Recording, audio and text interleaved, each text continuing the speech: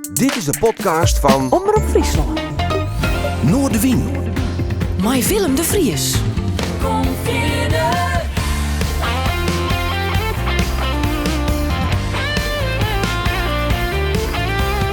Alles wat er speelt. Omroep Friesland.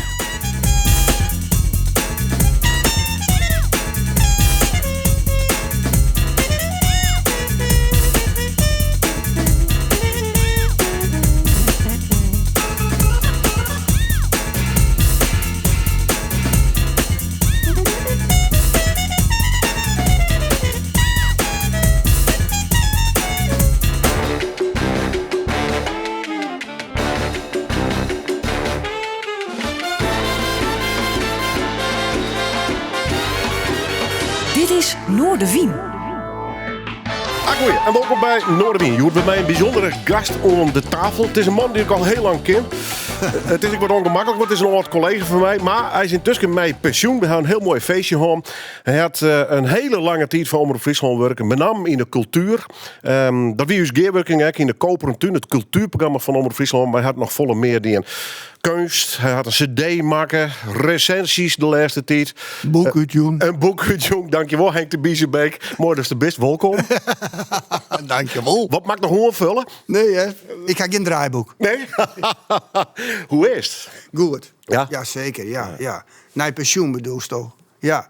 Nou, moest wel even wennen. Dat moest wel even wennen. Ja. Ik miste de structuur. Ik miste dat ik naar mijn werk moest. Mij het nijs dwaande. Ik miste de collega's, de jonge collega's om me heen.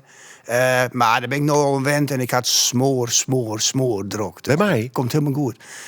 Nou, ik zal je vertellen. Ik hier nog wat oude opdrachten lezen. Een artikel voor de Moanne moest ik nog meidje. Hoe de amateur toneelvrouw in Friesland.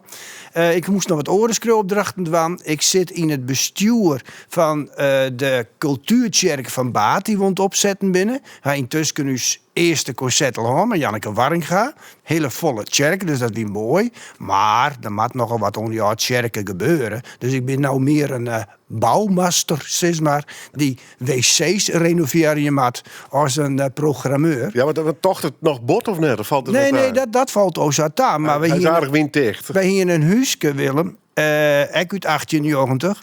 En dat moest een jaloeren wachten voordat we terugspeeld werden koeren. Nou, dat kan net mijn concert. Dus dat was ons eerste doel. En dat is slagen. Dus iedereen kon van hup, in Polonaise naar het huisje. Maar druk dus. Hartstikke druk. Ik ben ook wel vregen voor een bestuur voor een nieuw festival in Ljout. Takken hier. Nee, van alles. Dat ging nog net te volle hoe zitten, maar het wordt echt een mooi nieuw festival. En ik ben kwartelijk vregen voor het bestuur van het Warrense Jazz Festival. En dat is nou in het weekend van zo'n juni is dat. En dat is 1 keer in het jaar. En dat is een beetje op basis van mijn ondervinding in het bestuur van City Jazz Leeuwarden, waar ik echt in zit. Ja. Mooi festival, tweede keer trouwens, weer toevallig. En Tineke Pasma, een van... Ja. Hadden wij ook gewoon bij City Jazz Friesland. Ja, een van de grote nam uit Friesland wij. Ja. De Veen oorspronkelijk. Ja, en het zien we de hele wereld door. Hè? Ja, zeker. Ja. Prachtvrouw, saxofoniste, schitterend. Ik ken die als muziekliefhebber. Er komt heel vaak gewoon, als weer een mooie LP scoort. En, van mijn gevoel is het altijd alleen maar Lou Reed. Maar dan doet die echte kwart. Maar goed, even grapje. En David Bowie, daar leidt die smaak wel. Maar leven de jazz vooral net... Wat wie er eerst eigenlijk? Wie een David Bowie-achtige artiesten? Of wie toch de jazz wat in de eerste leefde weer? Nee. De jazz is bij mij pas terugbrutsen, terug de popmuziek, zeg maar. Mijn grote kanjes wie wel David Bowie en Lou Reed.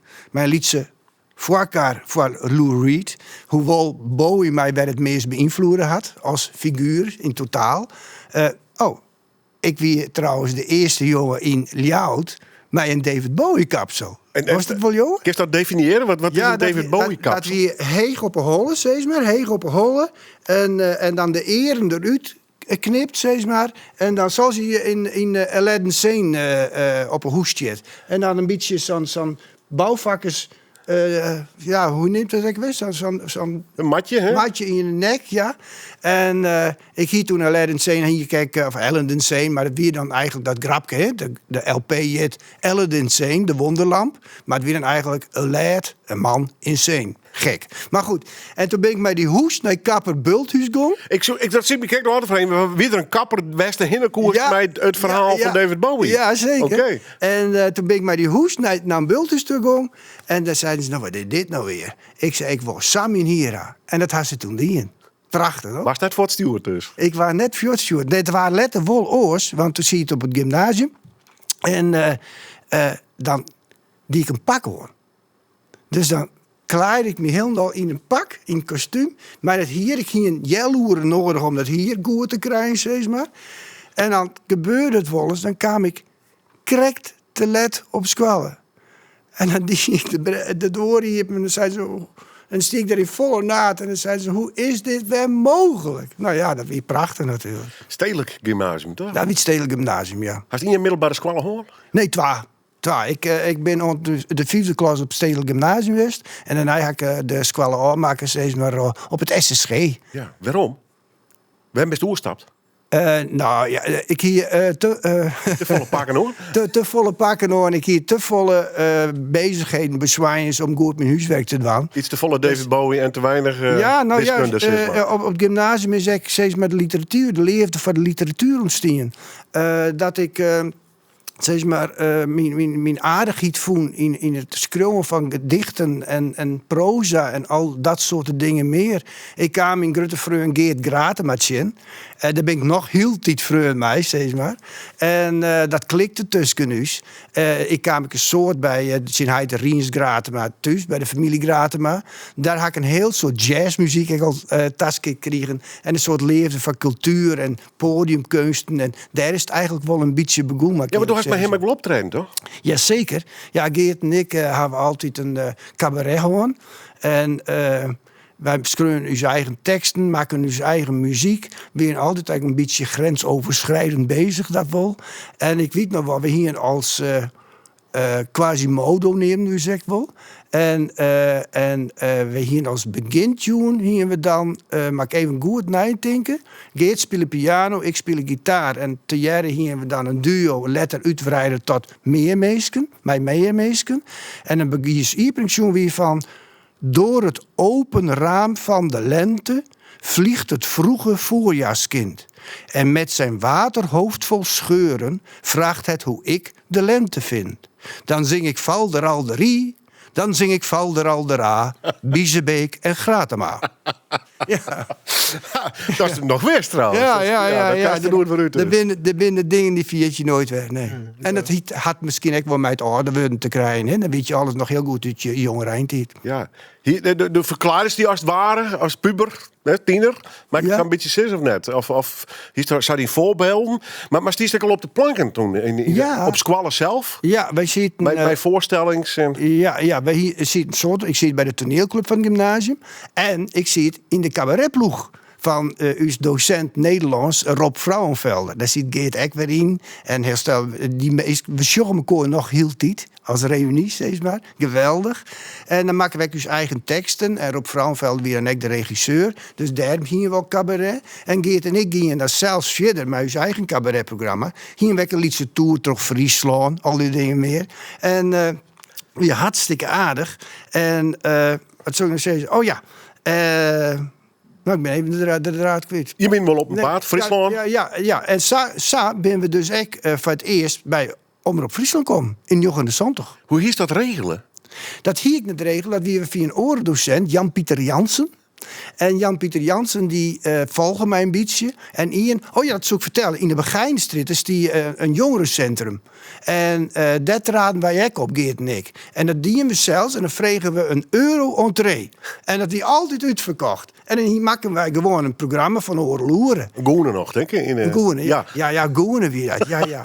En dan hier werd nog wat inkomen. En dan probeerden we dat. En toen hier ik een meisjongen maken in het Fries.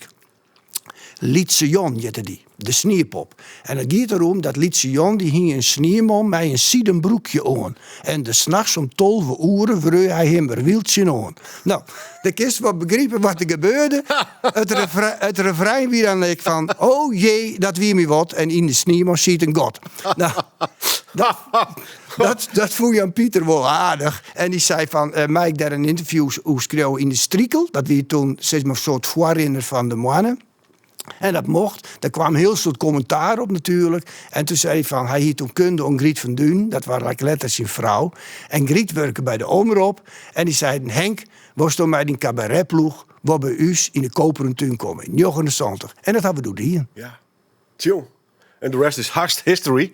Ja. Maar net helemaal, want dat hebben we al hier nog trop praten. We gaan even naar de muziek. We iepen hem mij Miles Davis. Oh, net mij het nummer uit het cabaret van Henk de Biesbeek in 79. Wij iepen hem mij Miles Davis. Even over de muziek, daar komen we straks nog wel even over te spreken. Oké. Ja, waarom Miles Davis? Het verhaal is dat terug de popmuziek kwam ik bij, daar komen we letterlijk op, de softmachine. Dat we in de eerste gedoe, zeg maar, naar mijn ontdekking, naar de jazz. Dan kwamen we al hier in prachtige filosofie, Chick Corea. Ik ben een groot fan van Chet Baker. Vooral Chet Baker sings en zo. En natuurlijk Miles Davis om trompet. Die had me altijd in de besnijing gehad. Dat vond ik zo fantastisch. En toen had hij een heel skofter Utrecht. En toen kwam er in één keer weer om bij de CD Doobop. Dat wil je ook 92 ongeveer. En toen combineerde die alles, cool jazz, funk, bebop, alles in één nieuwe muziekstroming. En ik zei, dit is dus. Het had letterlijk een soort nijvolging gekregen. Ik in Nederland, Hans Dulver bij Gelix. My big boy. Volgens al die periodes interessant. Want met Miles Davis en de liefhebbers is altijd discussie. Welke periode hing het aan? Hè? Dus is het in de kind of blue periode. Maar letterlijk begon je te experimenteren. Begon ik woord richting de fusion. Maar al die periodes had je hem wel volgen? Of? Ja, ik ga hem altijd wel volgen. En ik ga alles wel waarderen. Het ene vind je mooier als het oor, de man in green shirt. Ik ga alles wel volgen. En ik vind het echt heel erg mooi. En ja, ik vind het altijd zo'n onzin dat je dan een favoriete periode uitkiezen maakt. Ja, een beetje bij de muziek vaak, hè? Ja, maar ja, ik bedoel, als er mijn lippen op een rietje zet langs de tijdlijn, dan ben ik echt heel verschillend in persoon geweest. Maar ik hoop je wel dat de meesten van mijn horen blijven. Goed, van Miles Davis, hoe groot weer de stap naar Lou Reed? Want daar gaan we wat van draaien nou. Ja. Daar ben ik wel heel nieuwsgierig naar. Nou ja, David Bowie en Lou Reed, die hebben mij eigenlijk vormen. Zoals mens, zoals ik ben. En dan had ik echt de fantastische teksten natuurlijk. En de muziek, die had me echt vormen. En daar had ik een heel soort doorhoorn. Dus hier kijkt een opmerking en zegt, ja, Lou Reed misschien nog meer dan David Bowie. Nou, Lou Reed in de muziek. Een van de credo's van Lou Reed is van nothing can beat guitar, bass en drums. Dat is de kern van de muziek. En daar komt hij altijd weer op waarom. Maar hij is poëtisch exact sterk in al zijn teksten. Hij had me altijd even wekkerskot steeds maar en bij de les houden. Ook in zijn populaire muziek. Want als ik steeds Lou Reed zeg, zal je Walk on the Wild Side. Tuurlijk, prachtig nummer. Perfect Day. Perfect Day. Dat is zelfs zo uitgekocht dat ik zo nou was tegen het hoed niet meer. Maar het is zelfs een keer coveren terug Rob de Nijs. Nou, toen ging ik heel dol om hem. Maar daar zit één dingetje van zijn prachtige poëzie.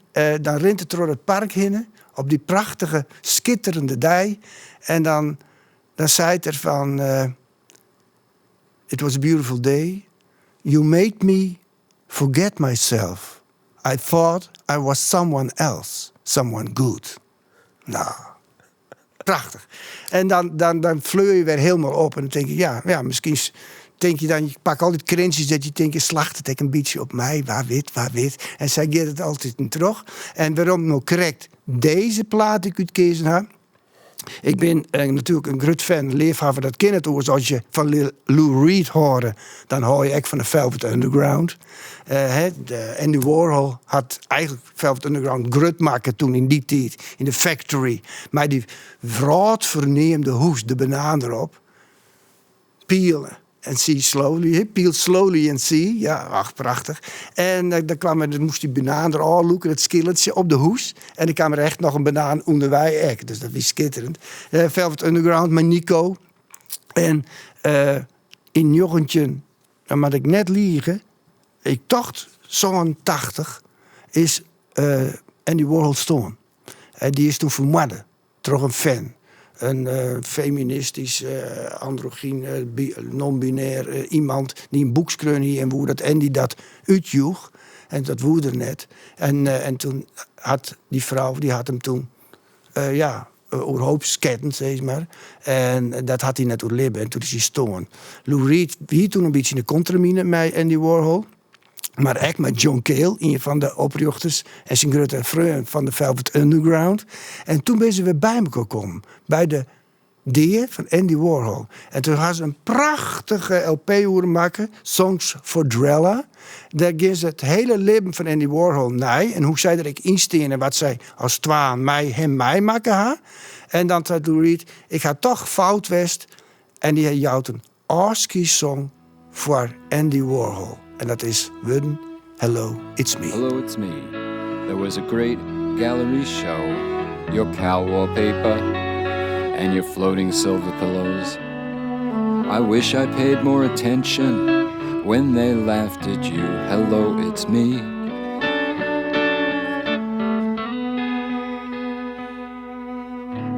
Pop goes pop artist. The headline said, is shooting a put on? Is Warhol really Mooi nummer. dead? Lou Reed en Hello, It's Me. Zit op het lijstje van inmiddels oud-collega, ex-collega Henk de Biesbeek, Joert te gast. Hij is zijn hele leven ontwaarde met de cultuur, als verslagjouwer, als programmamaker, als recensent. Hij had zelf ook een hele soort ding maken, om kunst, om poëzie. Maar ik nog een cd, die waren ik nog even op praten en ik heb een stukje van Jerry litten, want hij heeft ooit een echt album opname. Ja, echt nog. Het is bij Ian Blum, maar daar komen we straks nog wel even op. Ja, Lou Reed, Miles Davis. Hast je ooit een van die club live, jongen? Best wel eens geweest? Ja, zeker. Miles Davis, bij Nasty Jazz, wie dat toen. En ik beziek je alle toch een soort concerten te doen. David Bowie. Dat is eigenlijk wel weer aardig. Had ik bij het eerste concert in de Ahoy in 78, in 87 weer, of 78 in Rotterdam, wie dat. En dan wie via een vriend op gymnasium komen we daarheen. En dat was een fantastisch concert. Voor het eerst David Bowie in Nederland, jongens. Voor het eerst mijn grote hero daar op het podium. Wie een spektakel, qua lucht en qua visuals. Ja, het was fantastisch. Alleen ik zal me ook nooit meer net vergeten dat Bowie hier ook een beetje les van de stem. Dat had hij in zijn hele carrière gauw les van gehad. En ik weet nog goed dat hij dan op het podium stier. En dan draaide hij zich om en dan was het even te horen hoe een nam en dan draaide hij zich weer om. Maar heel erg mooi, heel erg mooi. Ik zal nog vertellen, bij wie moesten toen we weer om met de trein naar Ljout. En dat slag u net. Want we waren gewoon 4 te let voor zelfs. Dus mijn groepje van 10 man hebben we wat door Rotterdam omskarrelen. En toen was er een portiek. En we zeiden, nou, je moet hier maar wat sliepen. Dus we gingen in die portiek. En we lijnden er al wat. En Piers gaat het doorriepen. En zei, nou, kinderen, wat is dit? Wie stier er in de doorriepening? Jules Deelder. Ziet, we krijgen in de portiek van Jules Deelder. Hebben een heel skof met hem praten. David Bowie was niet zijn soort muziek. Nee, Jules is natuurlijk helemaal die van de jazzmuziek. Ja, toen ik al denken. Ja. Dus hebben we heel skof met hem praten. En toen ging hij als nachtburgemeester de stad in. En wij bleven zitten en wachten op de eerstvolgende trein. Dat ik net verhoren, hè? Nee. Trein niet net geen. Nee. Stranden in Amsterdam, maar Rotterdam in dit geval. Maar wel. Maar er was een fantastisch concert, dat had ik jongen. Ik heb Bowie, ik denk wel 4 keer jongen. Ik heb Lou Reed, ik wil 4 keer jongen. 2 keer achter elkaar in Grains. Dat was in de Oosterpoort. Hier 2 keer een concert. Maar in de eerste keer en de tweede keer. En de tweede keer ben ik gewoon zitten blijven. In een hoekje van de zeel. En toen ging iedereen voort. En wij zitten stil in het hoekje van de zeel. En toen kwam het tweede concert. De meeste stroomden weer binnen. En wij hebben toen 2 keer jongen. Schitterend. Ik zeg echt één ding. Echt wel leuk om even te vertellen.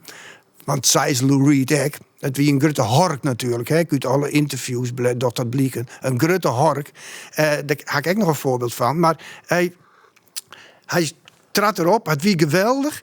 En er ziet een jongen mij, zo'n mooie jongen met 2 geweldige vrouwen in een grote bontjas. En die ziet alleen maar te roepen van heroin, heroin, heroin. Want dat weer natuurlijk, vooral live, een grote hitsingle van Lou Reed. Uit zijn periode van de Velvet Underground nog.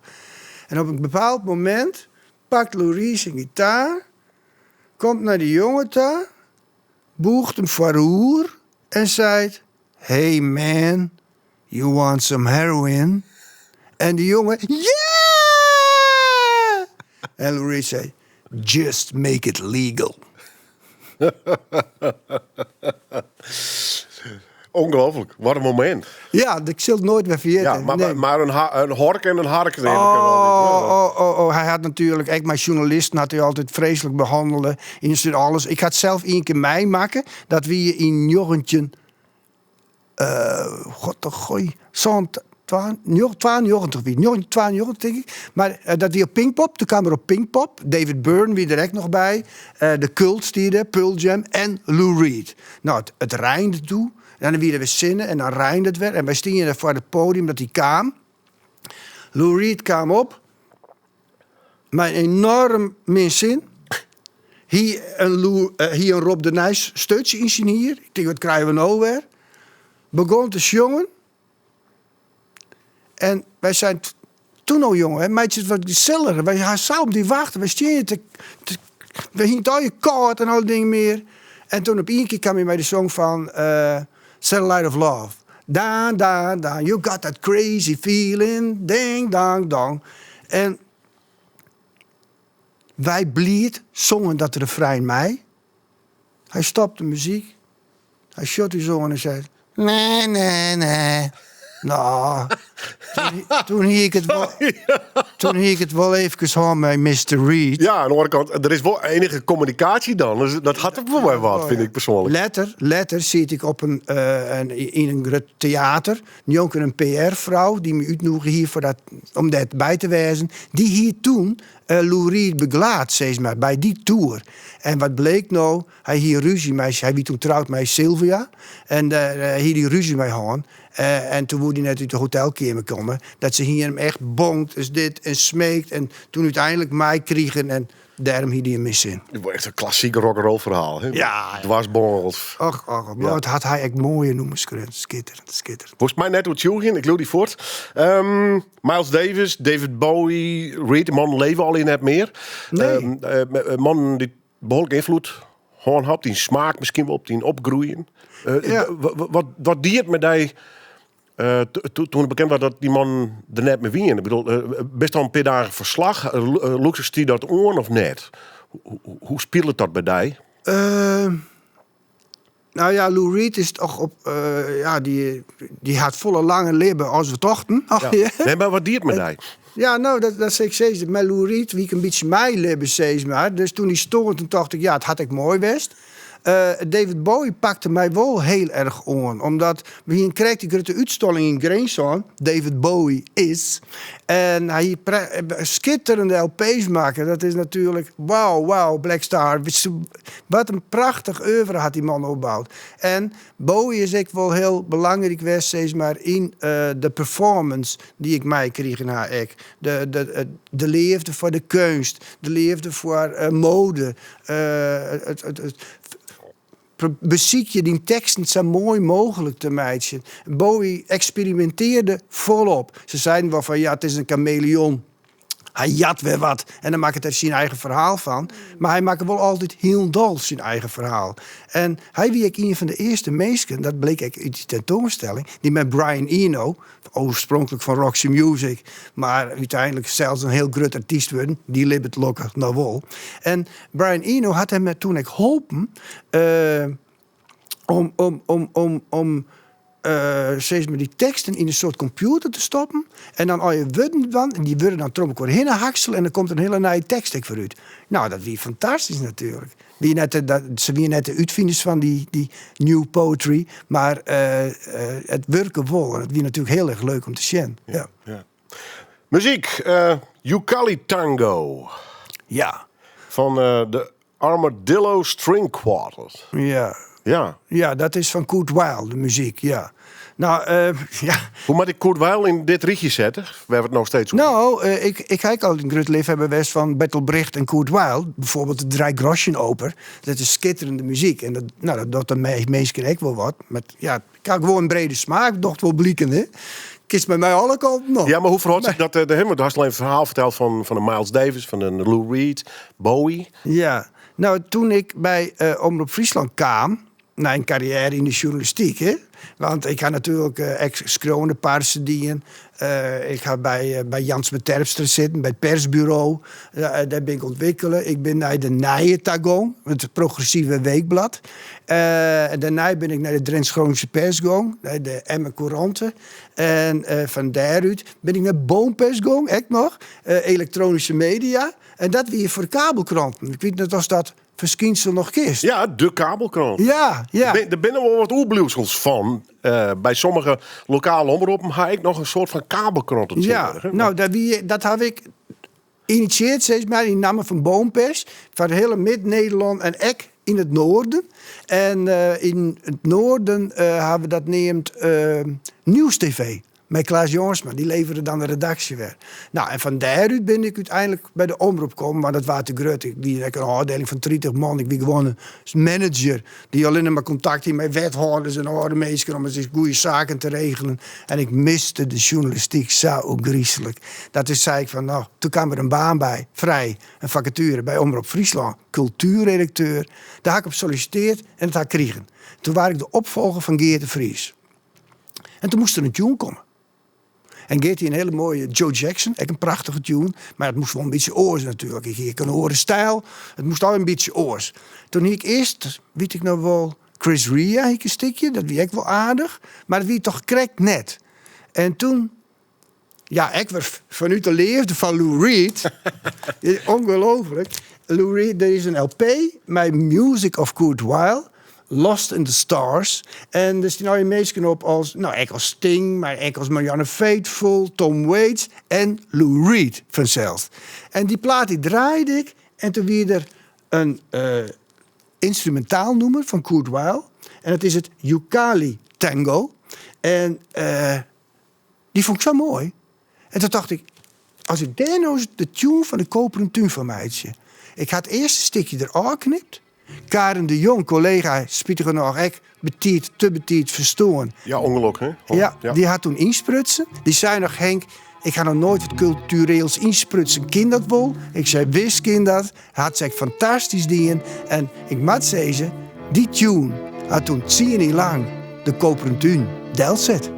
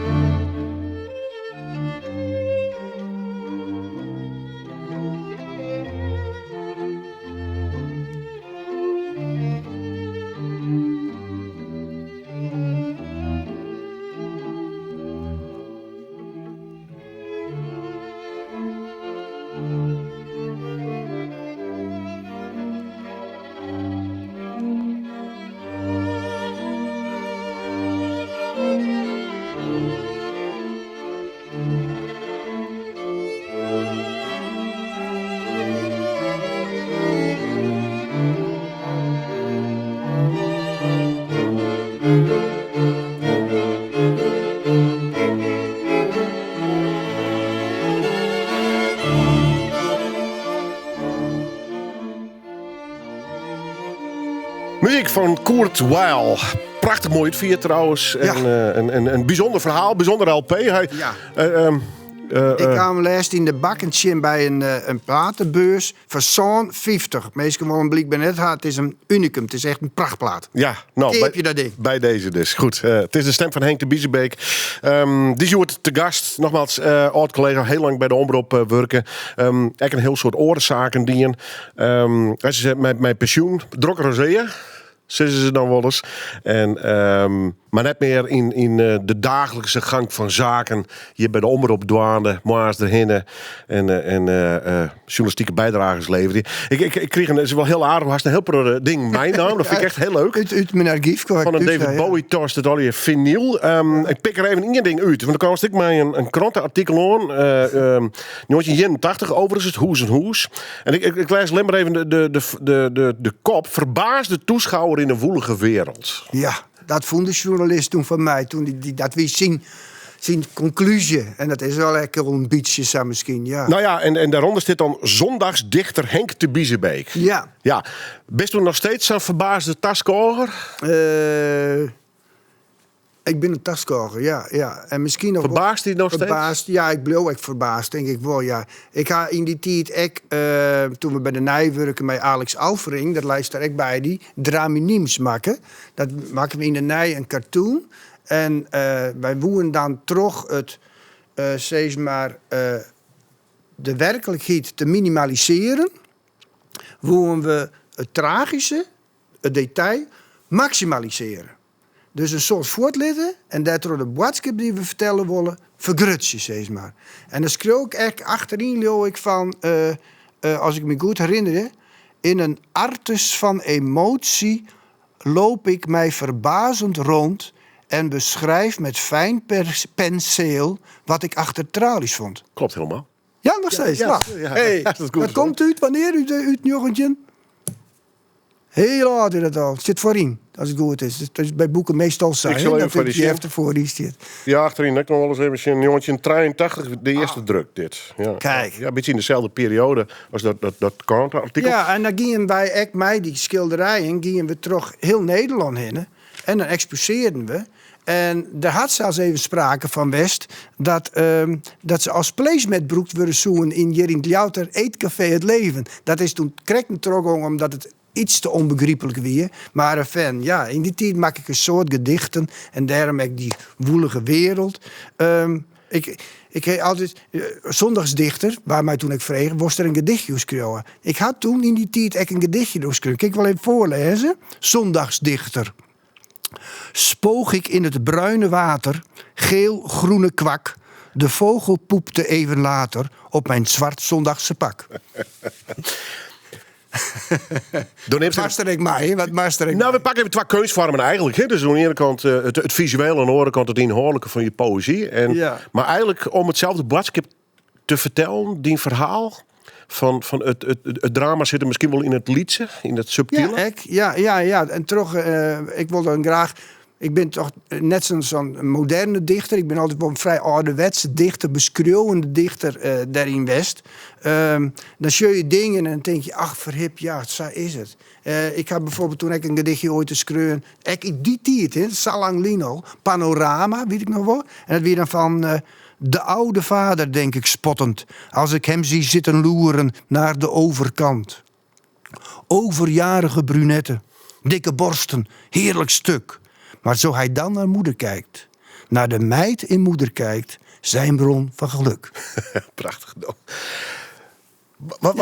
Wat is in Druwveer altijd West? Gedichten, jaren dan, maar dat vind ik wel mooi. Een bio-uitgave. Ja, dat gaat weg uit doen. Ja. Miniem, met Alex Alfrink.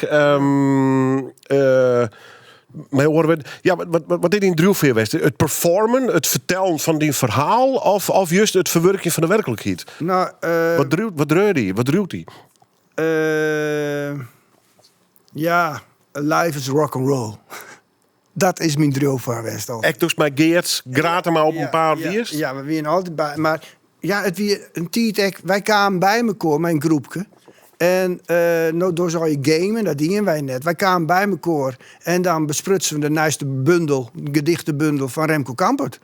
En dan zitten we daar 2 uur nu te praten of het goed wie of net goed wie of wat dan ook. In onze vriendengroep ging je naar de Put in Ljout en kocht er een LP van Lou Reed.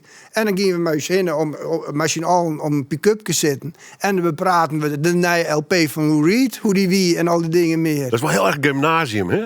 Is dat zo? Ja, ik denk het wel, hoor net. Dat weet ik net. Dat is wat voor neerkomst toe? Heel degelijk, een warm nest. Ja, ik ben een nijkommeling. Dat ben altijd de beste, is deze, de liefste niet. En nou ja, zo ergens nou, ik weet net, er zit zo hier tussen mijn broer en mijn zus. Maar staat er tussen muziek op? Nou, dat is mijn heid en mem, die joegen wel alle romte van cultuur. Mijn broer kocht dan de LP's en die had me grootgebracht met Rolling Stones en met de Kings en de Animals en dat soort dingen meer. Maar hij en mem die kwamen net zo vol in Schouwburg net. Maar ze op televisie en ze woeren wel graag en ze vond ik wel mooi. Maar als ik haar een LP joeg op een jiddy of op moederdag of met mijn dij, wat dan ook, dan moest het wel iets van Edith Piaf wezen of Ted de Vries of dat soort dingen meer. Lou Reed begreep hij het net helemaal. En toen ik hem ooit, ik zal het nooit weer vergeten, toen ik hem ooit Angie van de Rolling Stones liet, ik denk nou, dit is gangbaar, dit is middle of the road. Toen zei hij, die man kan het echt jongen. Die feitelijk, ik wil een beetje klikken hier. Oh, ja, ik bedoel... Mick Jagger, ja. Mick Jagger, ik vind een geweldige performer. Ja. Maar het is niet werelds beste zanger. Nee. Hè? Maar Lou Reed ook net overigens. Nee. Maar dat Walter de gymnasiumcultuur, dat is weer soort met cultuur bezig. Zelf ik dwaande wezen. En wat ik zei, de familie Gratema had me een soort bijgebracht, vooral wat de jazzmuziek onbelangt. Maar die heid? Minheid, die werken bij de Bond voor Coöperatieve Zuivelfabrieken. Daar weer die haat inkooien. Dus hij moest alles doen. Hij weer registeraccountant. En we hadden altijd goed gaan. Dat mag ik wel zeggen. Ja, het is weer nooit te kwart komen. Nooit. Je bent net rijk, maar je hebt gewoon een goede kans. Ja, wij weer net... Je hebt een wat keurige deel van...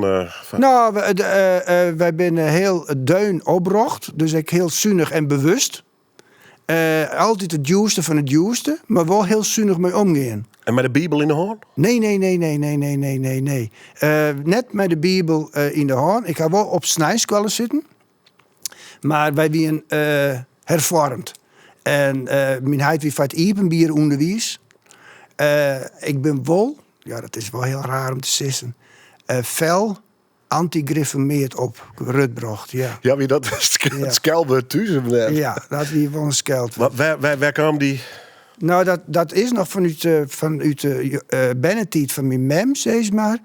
Harheid, ik in Tjerken, zit in Tjerken, in farm Tjerken. En die smarre greven meer en die breidt maar uit en die breidt maar uit. En dan ging de hast weer niet een bieren squallen stikken. En dan moest mem daar weer heen. En dan moesten we naar Noordwarp om die squallen te redden. En zo ben we erin aan. En ja, achter de jermtakken. En dat waren alleen maar grootbracht.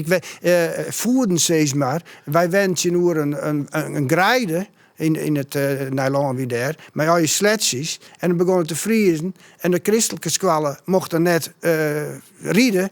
En dan gingen ze bij ons weg hierin. Dan konden wij naar me rieden. Weet je wel? En dan potje aan doosje. En ik weet nog wel, met de postzegels, binnenpostzegels. Zit ik op de prinsessensquallen bij juf Sieraad. En dan mochten we bij de postzegels langs de dwarden rennen. Maar de houten squallen onder Julianenlaan, die gingen dan 20 minuten eruit. Dus dan kwamen wij met ons briefje bij de meesten onder de waren. En zeiden ze, ach, je bent correct te let, we hebben al. Nou, dat soort streken. Dat zit er nog steeds in, hè? Ja.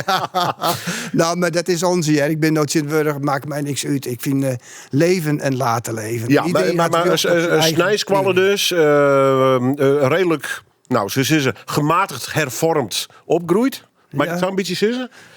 Nou ja... Want daarna, als je begint de Oski-naam van de Tjerken. Nee, ik heb nooit... je bent er nooit echt bij weg. Naar de snijskwallen is het voor mij stopt, zeg maar. Ik denk hoe is het net eerst verplicht snijs naar de preek? Zeg maar. Nee, dat had nooit zo geweest. Wij hoefden net echt verplicht naar dat wie vrij. Dat liet niet zo, dus is vrij. Ja, of mij wonen of net. Nou, dat is best een verlichte wijze van. Ja, men vond het wel wichtig dat we dat mij kregen. En dat vind ik nog.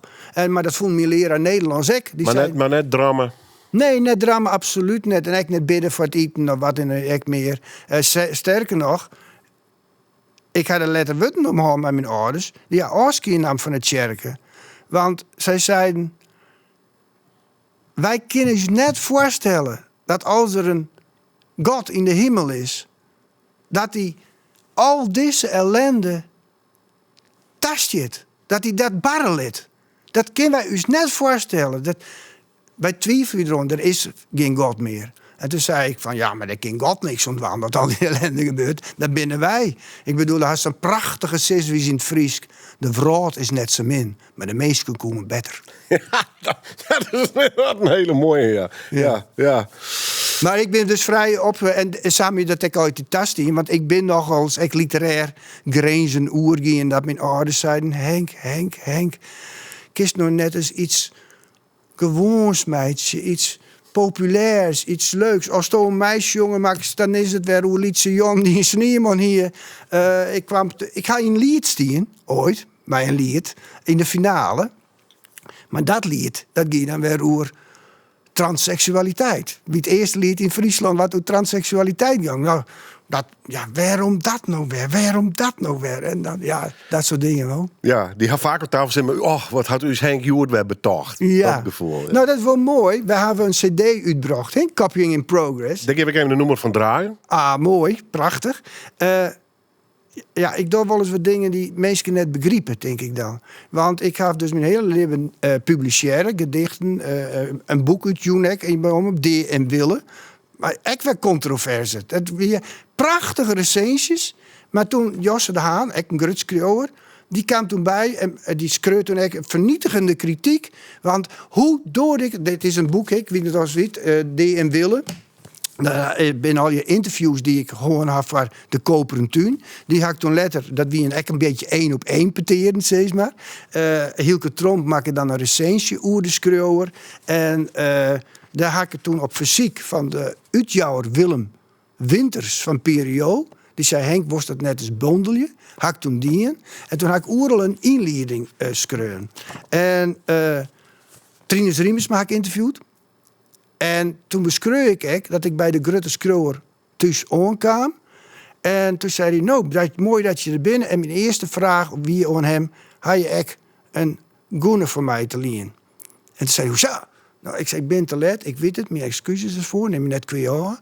Maar ik zei, ik moest nou mijn auto op een betelde parkeerplaats zitten en ik had geen geld bij me, wil je om me voorzitten? Nou, dat vond Jos de Haas schandalig. De Grutte Scrower direct om geld vregen. En Boukje Wiets, maar zeg die vertellen, waar ik altijd een groot respect voor haar heb weer. Prachtig. Die had ik inlaat toen in het interview mij bijvoorbeeld de schreeuwster dit altijd een soort indruk op mij maakt. Met name fysiek. Dat lichaam. Die eigen. De wat mystieke dieze die op de rook van haar parfum gedurig om haar heen hangt. Nou, dat was helemaal grensoverschrijdend. Alsof ik haar lichaam belangrijker, wichtiger vond als haar poëzie. Dat wie natuurlijk net zo. Het wie van mij juist een blik van leerde. Ik wil dat stono van mij haast.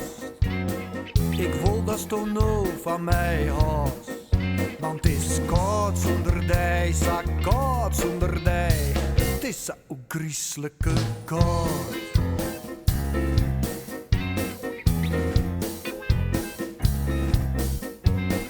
En toen was dat toch zo van mij haast. Toen was dat toch zo van mij haast. Houd van mij, houd van mij. Houd van mij, toe Famke, houd van mij. Ik zei Famke, houd van mij. Ik zei Famke, houd van mij. Ik zei Famke, houd van mij. Dan hoor ik het. Mooi fleurig nummer van het album Copying in Progress Part 1. En dat is weer het album. Het enige album wordt nota van mijn gastvier, Henk de Biezenbeek. Ja. Bedoelt het ook bij? Ja, maar dat lijkt van de home. Part 2 komt die er nog eens of net? Nee, dat wie juist de grap. En daar snapt Friesland daar weer niks van. Het wie voor mij een afsluiten van mijn creatieve periode. Het is in 2004 had ik het uitgevoerd.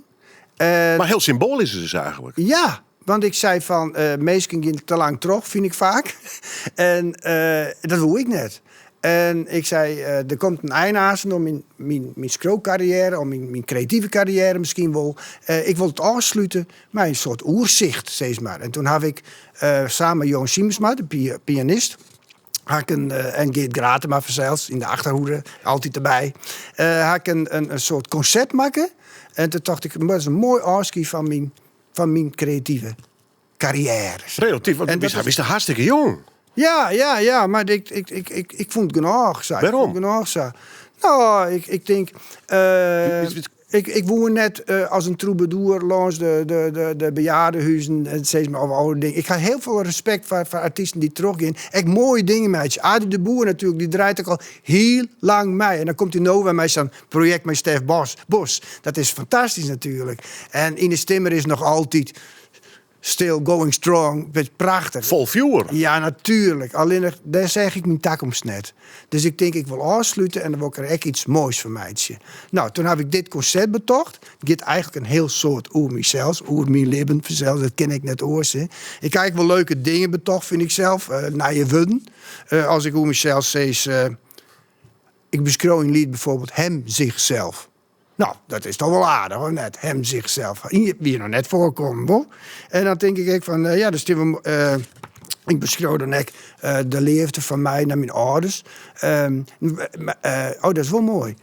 Toen ik het presenteerde in Staten, ik ga een lied schreeuwen, mijn heid wie een paar hier daarvoor verstoren. En ik hier mijn mem libben nog, we repeteerden ik in haar garage, dus dat weer was schitterend werd. Toch werd dicht bij thuis. En toen had ik een liedje schreeuwen van Leefde.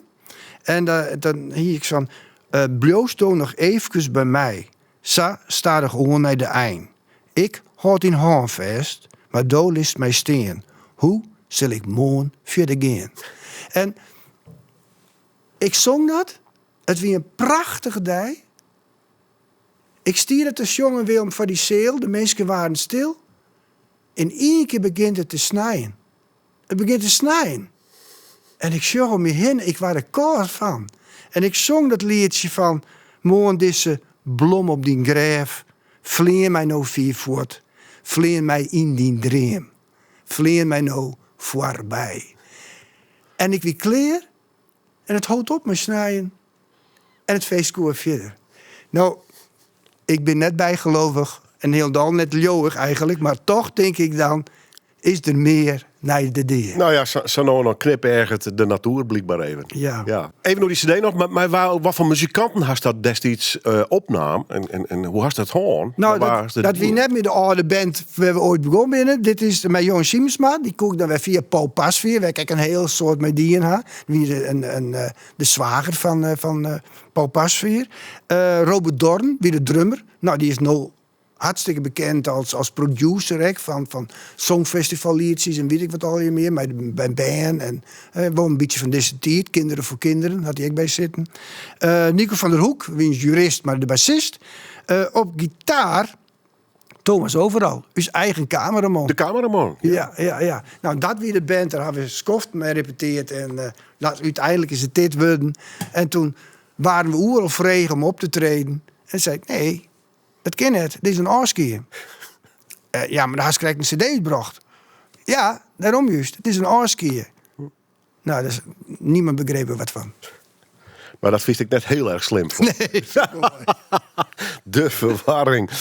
Ja. Dat verwast mij nou ook een beetje. We gaan van A naar Z en waarom. En zoals Andy Warhol schreeuwt, from A to B and back again. Bijvoorbeeld. Hoe is het weer in de moderne tijd om? Met internet, een orenwereld, de macht niet verschouwen, een klimaat. Daar hangt de Biesbeek voor nou. Kroept hij waarom is in Lietse Dwarpke baard met een culturele commissie en het is wel clear? Of hast de loeken nog hier? Hoe zit het nou? Nou, dat vind ik wel wat, om dat te zeggen. Nee, hè. Kom ik zo oer? Nee, ik vreeg het die. Nee, lokker net. Nee. Nou, ik ken nog mensen die op een gegeven moment zeggen, het is mooi geweest. Het grote gebeuren liet ik een beetje om me voorbij gaan. En ik zie het in het Lietse. Het ken. Ja, maar wat is Lieds? Culturele commissie Baard. Je doet er nog wat op. Je gaat de kuieren met de hoen en het is klaar. Kijk, dat is mooi. Ja. Kijk, dat is mooi. Ik kan hele leven hoen. Nee, maar Christel, mijn vrouw. Die is het ziende jonger ik nog. Dus die houdt me goed bij de les. Ja, nee, maar daar is de Henk de Bies. Ik vind, laat het gebeuren. Laat het een keer fout gaan. Als de stad niet beweegt, gaat hij dood. Each man kills the thing he loves. Die oud had de volle beminden. Geschreven Henk de Biezenbeek. Was het correct al zei met die muziek? Met die boek. De probeer eens te prikkelen. De probeer eens de wereld te uit te lezen, binnen te halen. Ja, ik denk Is die Henk er nog steeds? Denk je het mij? dat denk ik wel. Ja, ik vreeg het niet. Het grappige is, toen Christel en ik 24 hier bij me kwamen, toen waren haar vregen hoe ze het bij me uithouden kan. En toen zei ze, toen had ze zijn van, ja, Henk had me nooit beloven wollen, tas is er wollen, dat het al je romantiek en leefde en dit en aardig wijze zo. Maar ik hoe één ding wil tas is er, en het wordt met mij nooit saai. En dat vond ik nog zo mooi, Willem. Ik wist het zelfs net, maar ik had jullie de tos van de expositie in Grijns van David Bowie is. Nou, als ik rutte hier en ik draaide hem om en wat staat erop? Dat was net jongen. Een quote, een citaat van David Bowie. I don't know where I'm going from here, but I promise it won't be boring. It won't be boring. Nee. Nou, dan haak Bowie en ik dan toch nog een hele beetje meer gemeen dan we dachten. Ja, maar om te prikkelen hast je of een boek nodig, of een gedicht, of een muziek-cd. Dat binnen middels. Ja. De podia die ziekest. Ja. Waar zit die Henk de Biesbeek? Zit hij nog op een van die podia, bedoel ik? Ja, terug de journalistiek. Had ik altijd dag en nacht ontwerp. West der mij steeds maar. Echt de boppen op. En mooie dingen. Ik meidje. Nou ja, en tot nog vrij recente recensies, zeg. Dus Ja, ergens in. Ja. Dus, En daar zal ik wel om wennen, Maarten. De laatste jaren heb ik dus ook recensies maken voor de omroep. Mijn soort nocht en wilde. Ik een soort waardering krijgen, dus daar ben ik heel dankbaar voor. Ik zocht collega's die na haar pensioen weer omkomen en dat is goed recht als freelancer en dan toch nog even terug in kunnen. Ik ben vregen om daarmee terug te gaan, om dat terug te zetten. Ik doe het net. Ik hou ermee op. Ik vind bijna hartstikke dat je de zaak oerdragen kunnen onder de jongerijn, onder de meesten, de nieuwe takkomst die het oernemen kunnen en al die dingen meer. Ik had er alle betrouwen in dat het goed komt. Dus ik hou ermee op. Maar het jouwt voor mij weer, zet de ene boek je dicht. Het andere boek je hier letterlijk. Ik ben alweer wat ontschreeuwen. En de poëzie, het schreeuwen komt toch wel weer een beetje weer waarom. En dat vind ik wel mooi. Ik denk van, nou, ik ben echt wel zo idel dat als ik iets opschreeuw, dat ik denk, potverdorie, wat dit dat mooi zijn, jongen. Goh, nou, dan zit ik te genieten. Dan denk ik, jongen, wat had dat toch mooi zijn. en misschien ging er wel wat meer mee, wist je wel. En ik ben er wel eens een keer verwieten maken, toch teken Opperwal, toen van het Fries Letterkundig Museum. In mijn interviews zocht ik vaak de controverse, dat is weer. En die zei, waarom wilst je altijd worden in graniet, Henk? Waarom mij het nooit wat tuiken, wat een beetje saai? Nee, ik beziek je het zelfs ook altijd. Worden in graniet, mooie dingen, mooie strofes. en poëzie dus. Ja, dat ik wel. Schreeuwen. Ja, ik wil schreeuwen. Dat weet mij al, welk podium ziek is nog. Om welk verhaal dan ook. Ik bedoel, dat is zo'n dij natuurlijk nog te vertellen. Maar de poëzie wordt heus verschillend voor de komende tijd wel best die nog. Ja, gewoon voor mezelf. Ja, we teksten misschien voor oren, voor mezelf. Ik hoef net meer zo nedig, dat net. Nee, maar ook die zei had nog wel een verhaal te vertellen. Ja, tuurlijk. Ja. Ik ben nog lang net uit verteld. Nee. Lik het mij. En hoe vaak zit nog mijn noors in de platen want als ik de laatste 5 zei, zo'n 8 hier omschreeuw maar weer de meneer die bij mij bij de omroep altijd even bij het koffiezetapparaat bijkomt. Ik heb een fantastische plaat gekocht. Ja. En dat ging eigenlijk altijd op vinyl. Ja, altijd vinyl, ja. Hoe groot is de verzameling intussen? Nou, die groeit weer. Gelukkig wel. Ja, dorst ik wel eens wat voort dan? Ja, ik heb, toen ik samen mee ging, had ik de helft verkocht, zeg maar. Want dan had je de ene verzameling en de andere verzameling, wie je toen heel iets huske in grauw. Ja, dat kon het al meer bij elkaar. En al die LP's keep ik nou weer waarom. Dus ik heb een mooi setje gekocht. Daar kijk ik mijn skimmeidje al jaren LP's. En het gaat me ook om de hoezen en dergelijke. Het is een verhaal aan zich. En nou ja, als ik dan een hoes neem, maar ik kijk de Rolling Stones heb ik nog met Sticky Fingers met Ritske. Prachtig. David Bowie heb ik nog hele oude platen van. En deze LP die ik hier heb is de Soft Machine. En ja, dat met Kevin Ayers. Hugh Hopper, Mike Redlich en natuurlijk niet te vergeten de drummer Robert Wyatt. Kist hem? Nee, persoonlijk. Nee. Hij leeft het nog wel. Dat is een van de weinigen die nog leeft. Kevin Hayes is ik al weer verstoren. Die had ik hele mooie levensliedjes schreeuwen. Die kist wordt denk ik, hè, Kevin Hayes. Net. Ja, als je mooiste lied, kan ik nog wel even zeggen. Dat is het lied Puis-je May I? En dan zongt hij May I sit and stare at you for a while. I like the company of your smile. Nou, dat is toch... Als je dat opschreeuwen kan, Willem, dan ben je een grootheid. Ja. Daryl Sprutsen, Hope for Happiness. Ja, dat is de Soft Machine. Ik, mijn Kevin Hayes en mijn Mike Redlich. En dat is wel het aardige. Ja, dat smiest al mijn hele scenario over de kop, voortdurend. Want alle logische volgordes ontbreken op dit moment. Maar de Soft Machine hier ik mij om. Juist omdat vanuit de popmuziek de leefde voor de jazz onwakker is. En het is eens begonnen met Frank Zappa. Wat een artiest, hè? Fantastisch. Maar ja, ik mat een karmeidje verzeld. Ik maak Dynam dus ook net van Peter Seiber ga ik ook net draaien. Want dat is echt zulke leuke muziek, jongen. Frieske muziek, geweldig. Er is een soort mooie Frieske jazzmuziek trouwens. Hiske Oosterwijk op dit moment nog ook weer. Wat een meid, wat een zangeres. Maar goed, de Soft Machine. En toen ik dat jette, toen dacht ik, dit is meer als popmuziek. Dit zet vensters iepen naar nieuwe muziek van mij toen, de jazz. En van daaruit is mijn liefde voor de jazz groter geworden. De Soft Machine. Dank u wel.